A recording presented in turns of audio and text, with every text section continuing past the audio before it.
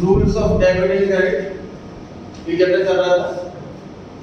इसमें हमने अभी तक ये सीखा था कि एसेट और एक्सपेंस इन दोनों के केस में इंक्रीज का मतलब प्लस का मतलब डेबिट होता है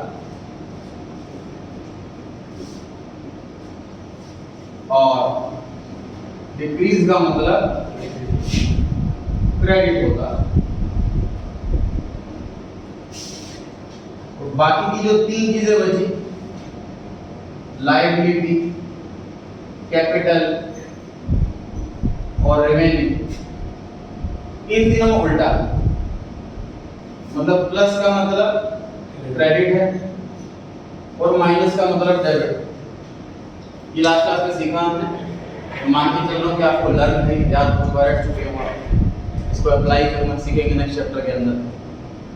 अगर कोई भी एसेट या कोई भी एक्सपेंस, इन दो में से कोई भी आइटम अगर बढ़ रही है, इंक्रीज हो रही है, तो हमने अपने अकाउंट्स में उसको डेबिट कर देना, अगर कम हो रही है तो क्रेडिट कर देना। ऐसे जो बाकी की तीन चीजें, लायबिलिटी, कैपिटल और रेवेन्यू, ये अगर इंक्रीज हो रही है, बढ़ रही है, तो हमें इनको क्रेडिट कर देना, और अगर कम हो रही है, डिक्रीज हो रही है, तो हमने इसको डेबिट कर देना। ये जो बंटवारा सीखा हमने, क्लासिफिकेशन सीखा, इसको हम कहते हैं मॉडर्न क्लासिफिकेशन।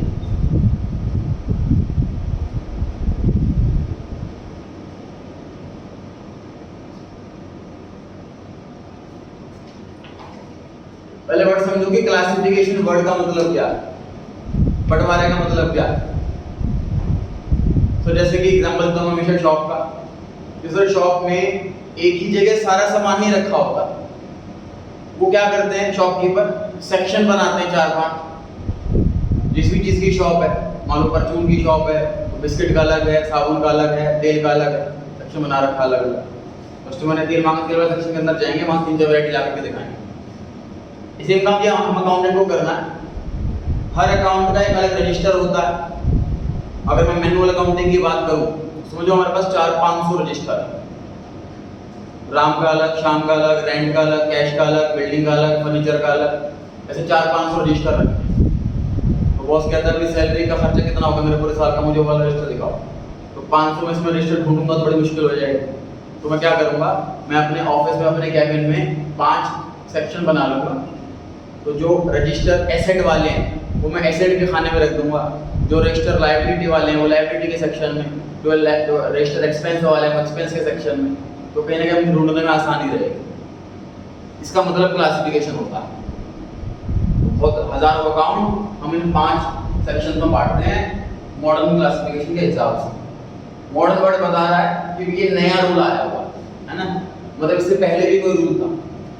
जब ये नया रूल आया तो पुराना रूल डिलीट नहीं हुआ, बस एक नया कॉन्सेप्ट लॉन्च करा है नया ऑथर ने कि ये भी तरीका है बांटने का, लेकिन पुराना वाला तरीका अपनी जगह बिल्कुल वैलिड है।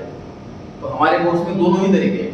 अभी तक मैंने आपको सिर्फ मॉडर्न वाला तरीका सिखाया है, मैं आपको सिखा रहा हूँ सिर्फ पिछले वाला ट्रेडिशनल क्लासिफिकेशन। दो ही कोर्स के अंदर है, मैंने सोचा कि मैं सिर्फ बता रहा हूँ इसके एग्जाम्पल दोनों ही।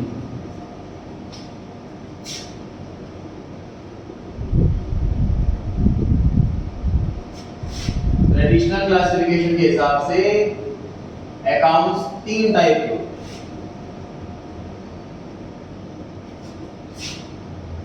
पर्सनल, रियल और नॉमिनल। हाइब्रिड।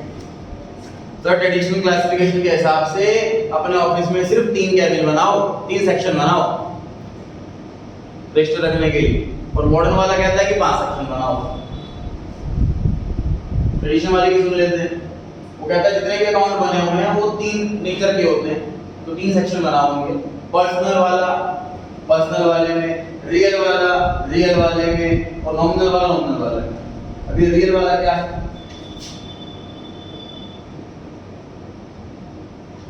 एसेट्स। रियल मतलब जो चीज रियल में दिखे, एसेट्स रियल में दिखती है, बिल्डिंग दिख रही है, मशीन दिख रही है, बाइक दिख रही है, तो जो चीज रियल में है उसको रियल अकाउंट का नाम दे रखा है। तो जितने भी एसेट्स हैं उसको हम रियल के अंदर लिखते हैं। 3 सेक्शन बनेंगे। तो जो एसेट्स जितने भी टाइप की एसेट्स हैं उनको इस सेक्शन में रखा जाएगा। नॉमिनल का मतलब होता है which is not real.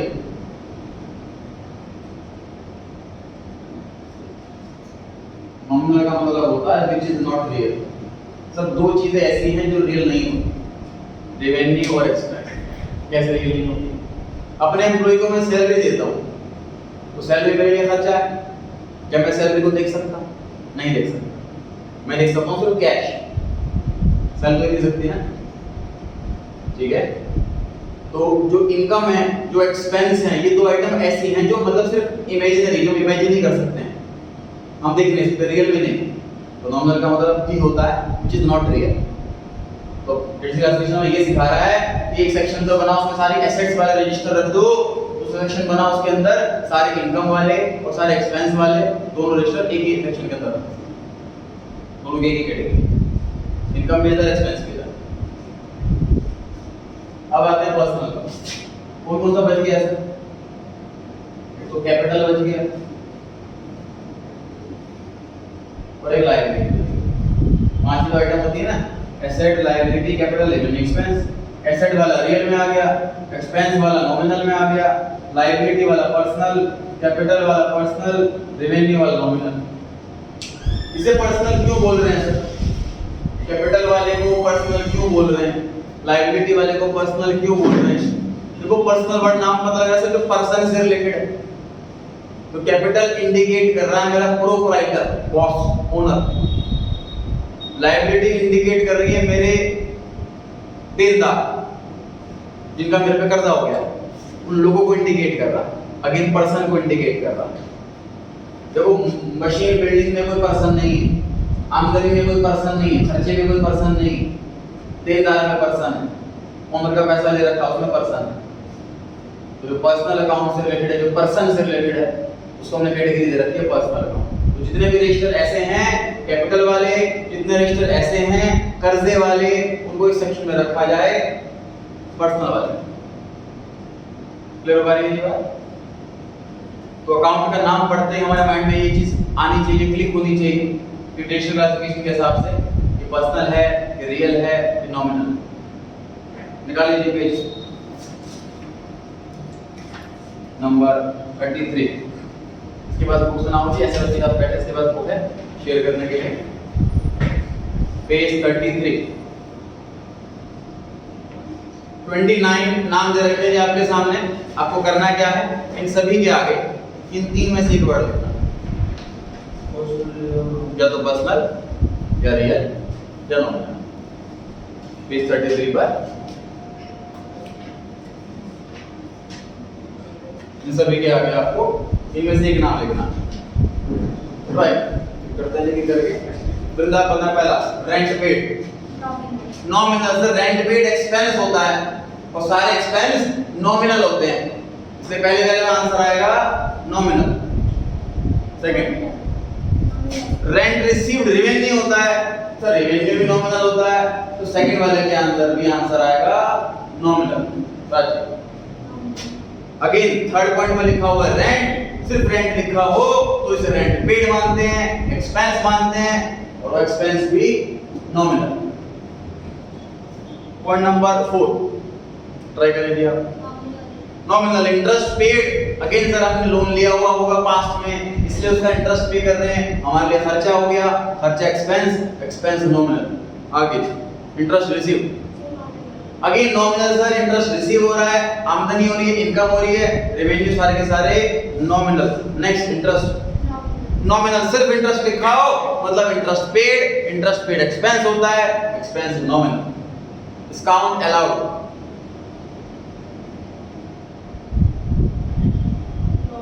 Nominal discount allow किया हमने, डिस्काउंट हम दे रहे हैं किसी को, हमारे लिए खर्चा हो गया, एक्सपेंस सारे के सारे नॉमिनल।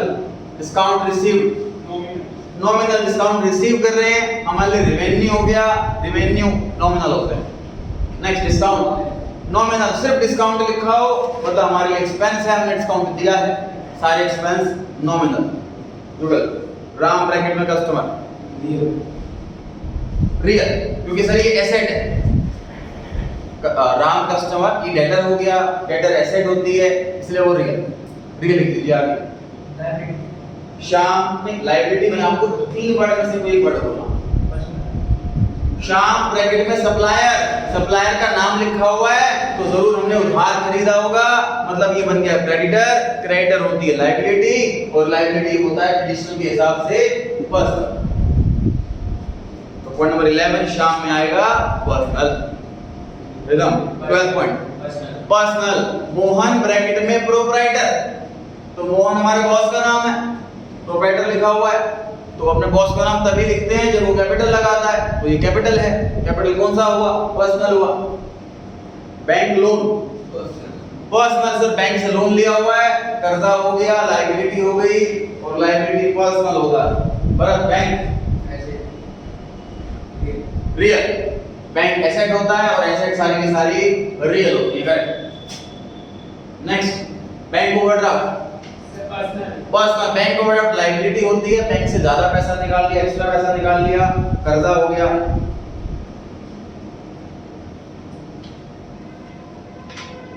इसलिए personal. Next carriage oblique freight nominal. Sir carriage freight क्या होता है? किराया भाड़ा। किराया भाड़ा पे कर रहे हैं, हमारा एक्सपेंस हो गया, सारे एक्सपेंस नॉमिनल होते हैं। Vrinda freight carriage inwards nominal. Carriage inward क्या होता है सर? परचेज के टाइम का किराया, किराया पे कर रहे हैं, एक्सपेंस हो गया, expense nominal. Next carriage outwards again nominal sir. Carriage outward मतलब सेल के टाइम का किराया, एक्सपेंस हो गया, nominal. Next wages nominal. Wage मतलब मजदूरी, जो लेबर हमारे गुड्स बनाने का काम कर रहे हैं उनकी पेमेंट को वेजेस कहते हैं। हमारा एक्सपेंस हो गया, एक्सपेंस नॉमिनल। आगे सैलरी नॉमिनल। सैलरी देख रहे हैं जी अपने एम्प्लॉय को, जो गुड्स नहीं बना रहे हैं वो वाले एम्प्लॉय। खर्चा है excise duty nominal. Excise duty होती है सर मैन्युफैक्चरिंग टैक्स, टैक्स हमारे एक्सपेंस होता है, सारे एक्सपेंस होते हैं नॉमिनल। Investment real. इन्वेस्टमेंट होती है एसेट, सारी एसेट्स रियल होती है। गुडविल गुडविल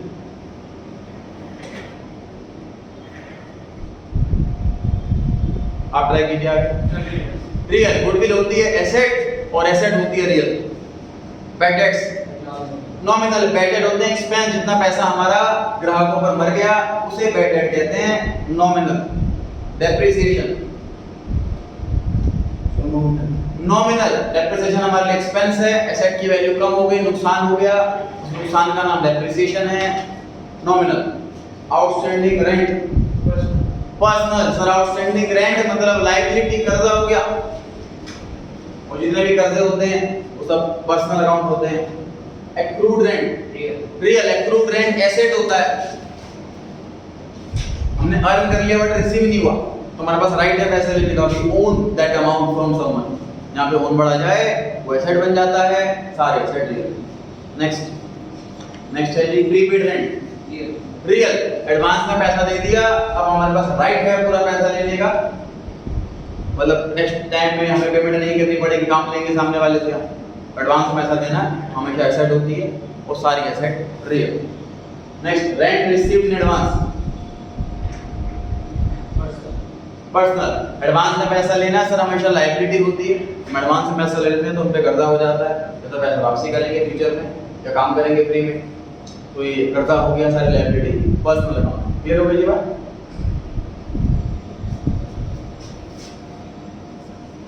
अच्छा आई होप यहाँ तक क्लियर है सर हमको कि सर कोई भी अकाउंट का नाम पढ़े तो हम तुरंत बता सकते हैं। एग्जाम में क्वेश्चन आए कि बिल्डिंग और आपसे पूछा जाए कि मॉडर्न के हिसाब से बताओ कि ये क्या है, तो हम बोलेंगे एसेट है। अगर पूछा जाए ट्रेडिशनल के हिसाब से बताओ बिल्डिंग क्या है, तो आप बोलोगे रियल है।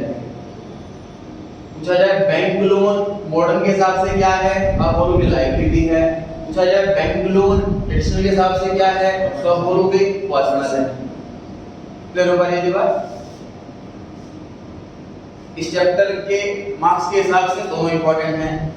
जब हम आने वाले चैप्टर्स करेंगे तो उसमें कोई कॉन्सेप्ट है कि ये चीज डेबिट क्यों हुई, ये चीज क्रेडिट क्यों हुई, तो मैं इन्हीं पॉइंट को, इन्हीं रूल्स को रिवाइज करवा के आपको रिवाइज कराऊंगा कि देखो इसलिए हमने लिखा था ये चीज डेबिट होती है, इसलिए यहाँ पर ये डेबिट हो रहा है।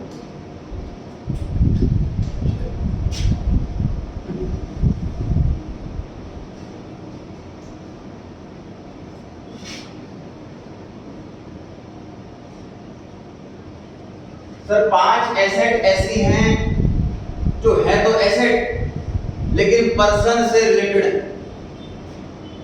5 एसेट्स ऐसी हैं जो है तो एसेट लेकिन पर्सन से रिलेटेड हैं। तो ट्रेडिशनल क्लासिफिकेशन वाला उनको पर्सनल अकाउंट में कंसीडर करता है। तो मैं यहाँ पर 5 एक्सेप्शन लिखने वाला, और जो मैं यहाँ पर 5 एक्सेप्शन लिखूंगा मतलब वो 5 आइटम, क्या मतलब एक्सेप्शन का यहाँ पर कि वो 5 आइटम है तो एसेट बट वो रियल नहीं, वो पर्सनल, वही 5 आइटम यहाँ है।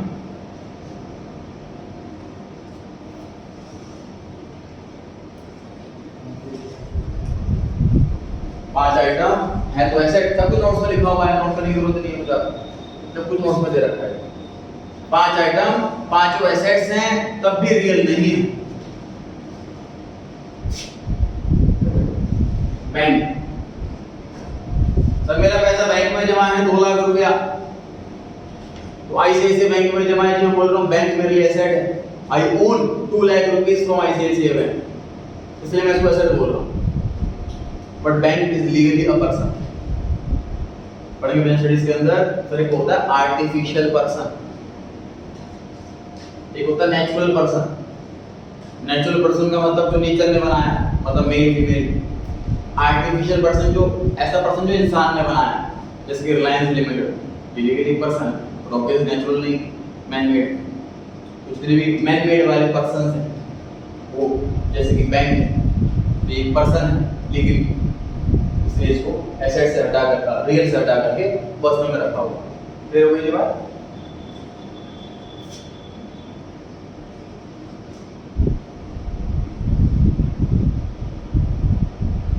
प्रीपेड एक्सपेंस, सर मैंने अपने लैंडलॉर्ड को नेक्स्ट ईयर का रेंट अभी दे दिया, इसी को बोलेंगे प्रीपेड रेंट। तो प्रीपेड रेंट बेसिकली ना मेरे लैंडलॉर्ड को इंडिकेट कर रहा कि उसको पैसा दे रखा है, एक पर्सन को इंडिकेट कर रहा कि उसको पैसा दे रखा है, इसलिए पर्सनल अकाउंट की कैटेगरी में इसको शिफ्ट कर दिया गया।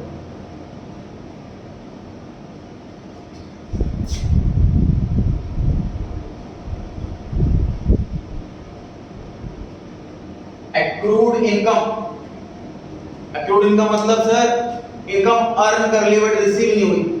फॉर एग्जांपल मैं लैंडलॉर्ड और टेनेंट ने पैसा नहीं दिया इस साल का किराया, तो मेरे पास राइट है उससे पैसे लेने का, मैं इसको एक्रूड रेंट बोलूंगा। तो एक्रूड रेंट क्या इंडिकेट कर रहा है, मेरे टेनेंट को इंडिकेट कर रहा है कि मुझे उससे पैसे लेने, एक पर्सन को इंडिकेट कर रहा है, इसलिए इसको भी पर्सनल में शिफ्ट कर दिया गया।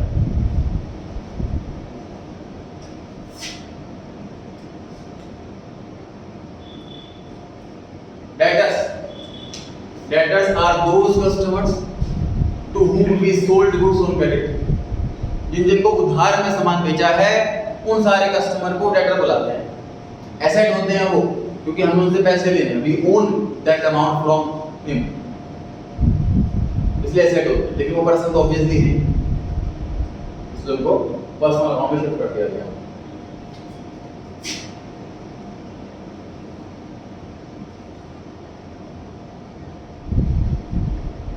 बिल्स रिसीवेबल,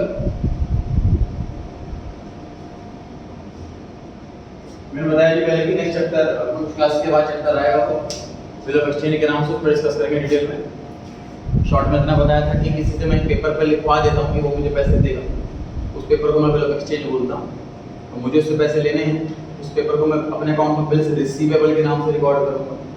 उसने साइन करके दिया कि मैं पैसे दूंगा, वो रिकॉर्ड करेगा उसको बिल्स पेएबल के नाम से।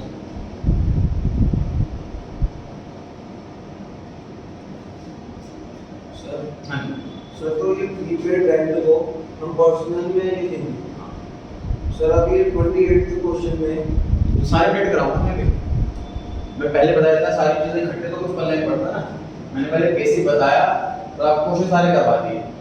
अब मैं और डिटेल में गया, अब मैं आपको करेक्ट करवाऊंगा, ठीक है। कल वाली की बात हमने क्या सीखा सर, हमने पहली सी बात सीखी, इनकम देखिए, एक्सपेंस देखिए, सब नॉमिनल, एसेट देखिए रियल, लायबिलिटी कैपिटल देखिए पर्सनल। ये हमने चीज समझ ली, सारे क्वेश्चंस कर लिए, टिप्स पर हो गया। अब हमने नई चीज क्या सीखी कि सर 5 एसेट ऐसी भी होती हैं जो होती तो एसेट है बट वो रियल नहीं होती, पर्सनल होती हैं। ये 5 आपके सामने अब 29 क्वेश्चंस आपने किए हैं, मैं आपको अपडेट करना है अपना आंसर। जो लिखा उसको काटना मत। जैसे आपने मान लो प्रीपेड के आगे आपने लिखा होगा रियल, उसको ऐसे मत काटना, उसको ऐसे लिखना, ऐसे काट के पर्सनल। ध्यान रहे, मतलब एग्जाम में क्या करना है, ध्यान रखना है कि हाँ ये रियल नहीं है, मतलब नोटिंग भी ऐसे करो कि आपको ध्यान रहे कि ये नहीं है और ये है। ठीक है, तो ये 5 कैटेगरी में जहां जहां आपको दिख रहा है आपने रियल लिखा हुआ होगा, वहां पे रियल को ऐसे क्रॉस करके वहां पे पर्सनल लिखिए।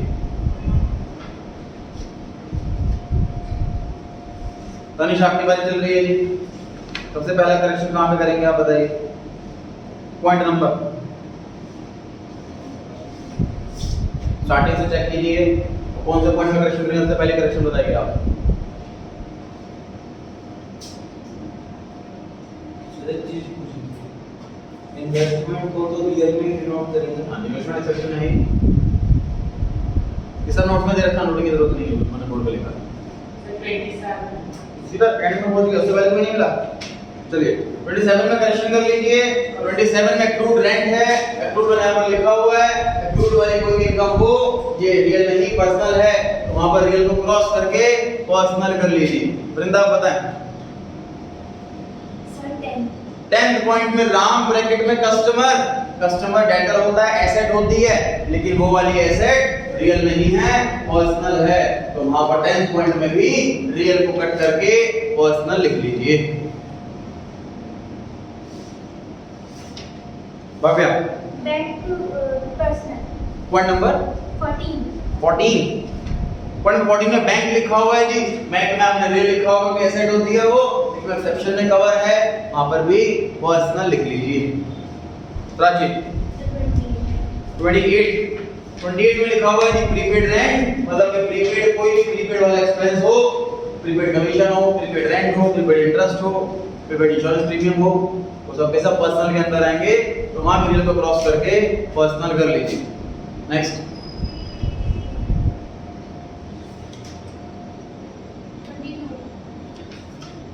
22 तो इन्वेस्टमेंट एसेट एक्सेप्शन नहीं, देखो इन्वेस्टमेंट का ही एक्सेप्शन के अंदर नहीं। इन्वेस्टमेंट का मतलब क्या होता है, मैंने एफडी कर दी, मैंने गोल्ड खरीद लिया, मैंने प्रॉपर्टी खरीद ली, कोई पर्सन से रिलेटेड नहीं है, इसलिए पर्सनल नहीं। मेरा तो कोई पॉइंट नहीं है ना, कंप्लीट हो गया। ठीक है,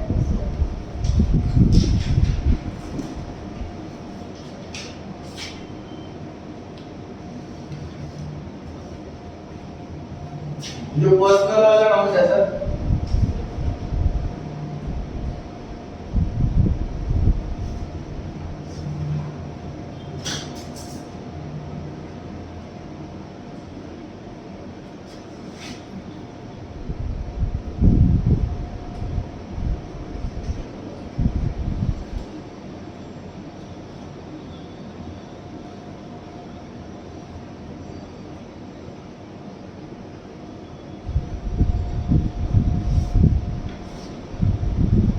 नेचुरल पर्सनल मतलब रियल में तो काम खत्म हो गया, हर केस का टाइम की 5 छोड़कर बात खत्म, काम खत्म हो गया नॉमिनल का, इनकम आएंगे, एक्सपेंस आएंगे, बात खत्म। पर्सनल में ये 2 आइटम आएंगी और ये 5-7 आइटम आएंगी, ये तो हमने सीख लिया। अब नई चीज सीख रहे हैं कि पर्सनल अकाउंट के अंदर फर्दर 3 कैटेगरी, मतलब हमने देखा कि अकाउंट की 3 कैटेगरी, अब पर्सनल की further 3 category, natural personal, artificial personal, representative personal. Natural person जिसे नेचर ने बनाया, राम श्याम मोहन सोहन मेल फीमेल, जैसे कि कैपिटल प्रोप्राइटर इंसान है, natural person. Debtor creditor natural person. Artificial person जो रियल में पर्सन ही नहीं है, सिर्फ आर्टिफिशियल पर्सन है, जैसे कि बैंक, जैसे कि किसी कंपनी का नाम हो, जैसे हमने मान लीजिए रिलायंस को सामान बेचा, मतलब रिलायंस को सामान बेचा तो आर्टिफिशियल पर्सन, राम को सामान बेचा तो नेचुरल पर्सन। रिप्रेजेंटेटिव पर्सन जो रिप्रेजेंट कर रहे हैं किसी और पर्सन को, जैसे कि सर प्रीपेड रेंट रिप्रेजेंट कर रहा है मेरे लैंडलॉर्ड को, आउटस्टैंडिंग सैलरी रिप्रेजेंट कर रहा है मेरे एम्प्लॉय को, किसी को रिप्रेजेंट कर रहा हो तो रिप्रेजेंटेटिव पर्सन। पर्सनल की 3 कैटेगरी, नेचुरल जो नेचर ने बनाया है मेल फीमेल, आर्टिफिशियल पर्सन जो कि इंसान ने बनाया है मैन मेड है, और रिप्रेजेंटेटिव पर्सन जो किसी को रिप्रेजेंट कर रहे हैं। तो जहां जहां हमने पर्सनल लिखा है वहां पर एक वर्ड और ऐड करेंगे। शुरुआत है जी पॉइंट नंबर 11 से, आपकी बारी। पॉइंट नंबर 11 में आपने लिखा हुआ है पर्सनल, उसमें आगे आपको ऐड ऑन करना है इन तीन में से कोई बढ़िया, नेचुरल या आर्टिफिशियल या रिप्रेजेंटेटिव। 10th में, अच्छा सॉरी ना 10th से बिल्कुल सही, करेक्ट है, नेचुरल लिख लीजिए वहां पर।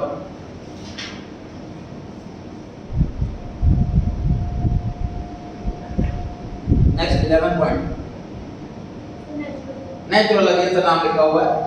12 point Jayshika, correct natural. 13 point bank loan, artificial बिल्कुल करेक्ट है। उसके आगे bank, artificial correct sir, bank artificial person है। Bank overdraft, artificial again sir, bank artificial. उसके बाद हम आ गए 26 पर, जुगल रिप्रेजेंटेटिव, ये लैंडलॉर्ड को टेनेंट को तो लैंडलॉर्ड को रिप्रेजेंट कर रहा। Accrued Krishna, representative prepaid Ridham, Rishabh prepaid. Representative represent कर रहा है मेरे लैंडलॉर्ड को, उसको हमने एडवांस में पैसा दे दिया। और लास्ट, हाँ जी रिप्रेजेंटेटिव करेक्ट है जी, रिप्रेजेंट कर रहा है, रेंट एडवांस में पे रिसीव कर लिया हमने टेनेंट को इंडिकेट कर इसने एडवांस में पैसा लिया। क्लियर हो पा रही है बात? पहले कैटेगरी सीखी पर्सनल रियल नॉमिनल को जानने की, उसके बाद हमने 5 एक्सेप्शन सीखी, उसके बाद हमने पर्सनल के अंदर फर्दर 3 कैटेगरी सीखी। चलिए अब आखिरी काम इस चैप्टर का, सबसे लास्ट काम, जो डेबिट क्रेडिट का रूल आपने याद करा है मॉडर्न के हिसाब से कि एसेट हो या एक्सपेंस हो तो उसमें बड़ा आसान तरीका है सर, बढ़े तो डेबिट, घटे तो क्रेडिट। बाकी तीनों को उल्टा, लायबिलिटी कैपिटल रेवेन्यू में बढ़े तो क्रेडिट और घटे तो डेबिट। अब आ जाते हैं ट्रेडिशनल क्लासिफिकेशन में, मतलब मॉडर्न से पहले हम डेबिट क्रेडिट किस तरीके से समझते थे, किस तरीके से याद करते थे, क्या सिस्टम था पहले।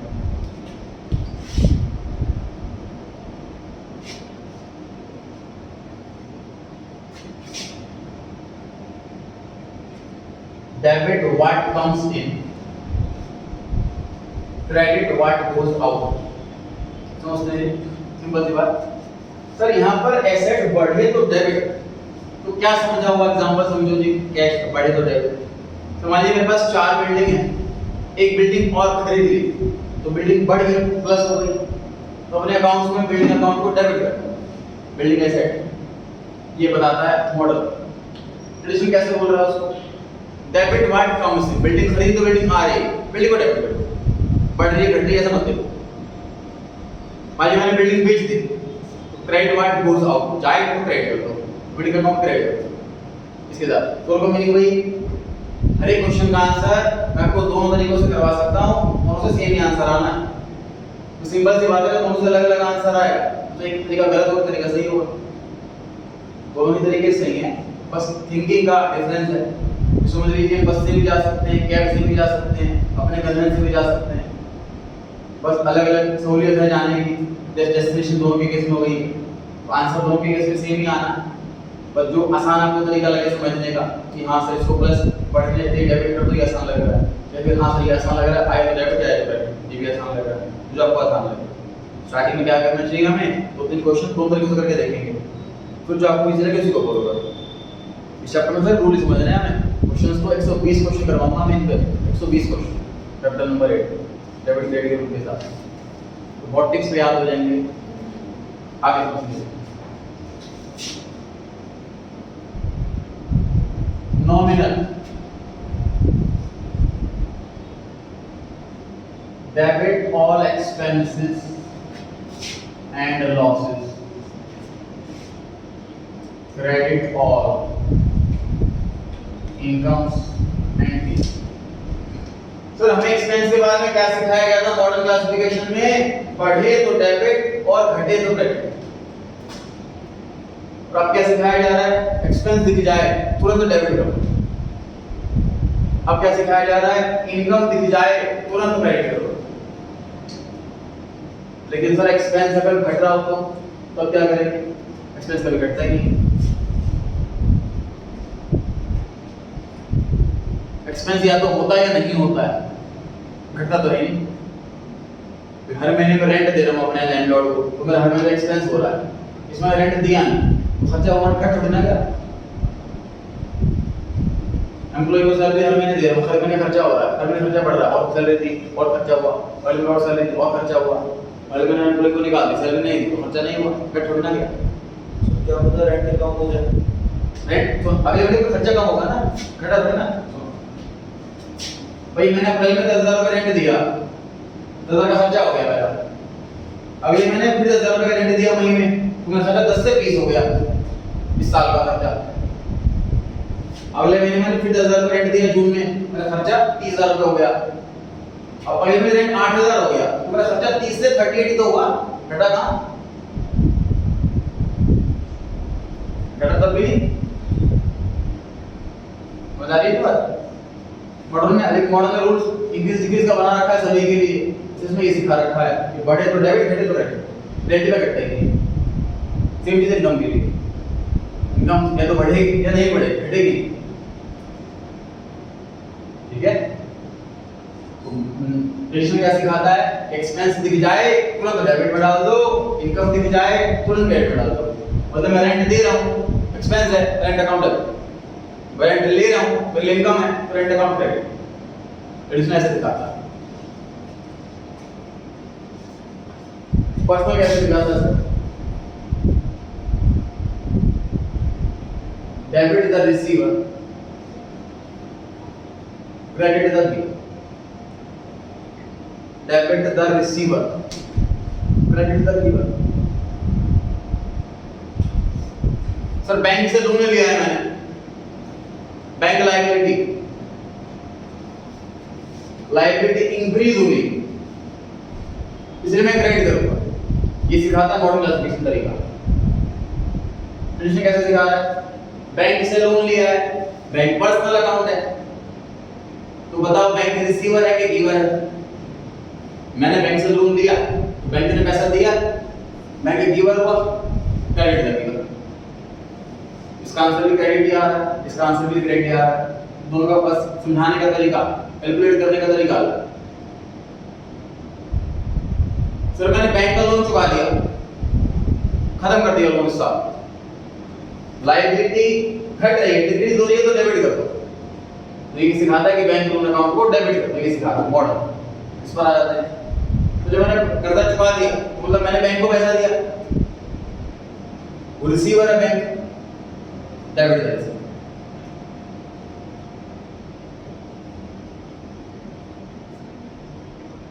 सर मैंने बैंक में पैसे जमा करे अपने खुद के, बैंक एसेट होता है, एसेट बढ़ रही है, एसेट इंक्रीज टू डेबिट।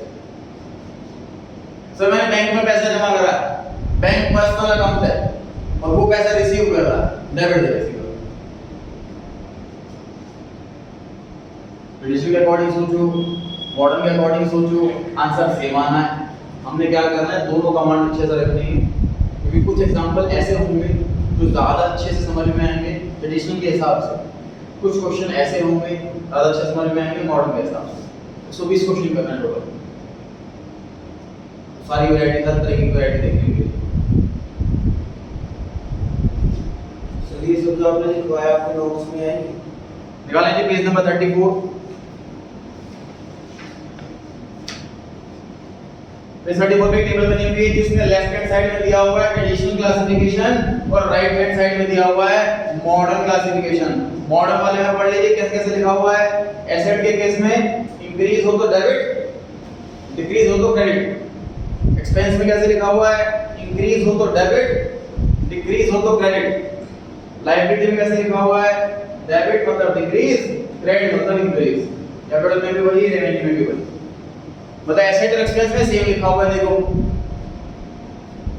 और लायबिलिटी कैपिटल और रिमेनिंग तीन में अलग लिखा हुआ है, बिल्कुल डिफरेंट। ठीक है, इसी के लेफ्ट हैंड साइड में ट्रेडिशनल क्लासिफिकेशन लिखा हुआ है, पर्सनल, रियल, नॉमिनल। फर्स्ट में क्या लिखा हुआ है कि लायबिलिटी और कैपिटल और ये 5 आइटम, टोटल 7 आइटम। उसमें रूल क्या लिखा हुआ है, डेबिट का debit the receiver, credit the giver. Real वाले में ऑल एसेट्स एक्सेप्ट ये 5 आइटम। रूल क्या लिखा हुआ है, debit what comes in, credit what goes out. Nominal वाले में रिवेन्यू और एक्सपेंस दो आइटम आती हैं। डेबिट में क्या लिखा हुआ है, ये एक्सपेंसेस एंड लॉसेस, वो डेबिट किया जाता है। और क्रेडिट में क्या लिखा हुआ है, इनकम्स एंड गेन्स, इन्हें क्रेडिट किया जाता है। इनकम और गेन में क्या फर्क है, इनकम वो जो रेगुलर नेचर की है, गेन वो जो इररेगुलर नेचर का। जैसे हमने बिल्डिंग खरीदी बिजनेस करने के लिए, 4-5 साल हो गए, अब हमें बड़ी बिल्डिंग लेनी, पुरानी बिल्डिंग हमने बेच दी, प्रॉफिट पे बिक गई। ऐसा प्रॉफिट हमारा इनकम नहीं है बिल्डिंग बेचना, ऐसा प्रॉफिट का गेन बोलते हैं। ऐसा प्रॉफिट जो बार-बार नहीं होता, रेयरली होता है। कोई भी टाइप का प्रॉफिट हो क्रेडिट ही करना, तो नहीं सिखाया गया।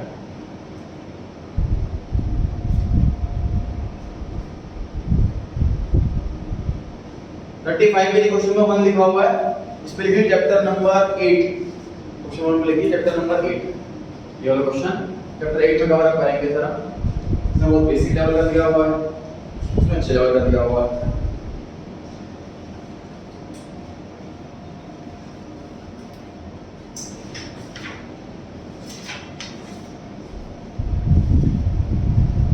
चैप्टर नंबर 8 पर आ रहे हैं सर हम।